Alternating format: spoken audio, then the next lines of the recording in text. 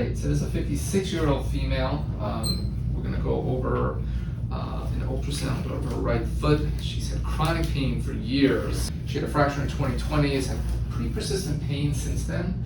She had a history of a tear in the peroneus brevis tendon.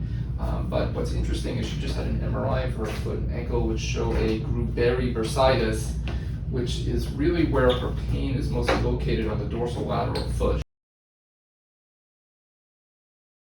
Here we're going to go over some of the nearby anatomy around this Gruberi bursa. Here you just see essentially a normal anatomy. You can appreciate the anterior and lateral compartments, and you can appreciate the extensor digitorum longus tendon sheath.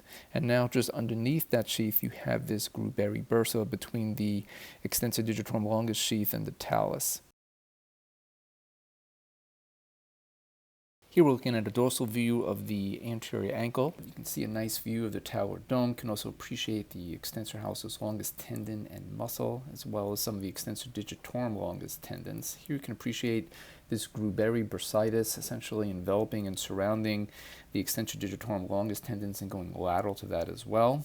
Now we're going to switch to a sagittal view of the dorsal aspect of the foot, and here you can see the extensor digitorum longus tendon in long axis, and you can see the underlying Gruberi bursitis underneath that.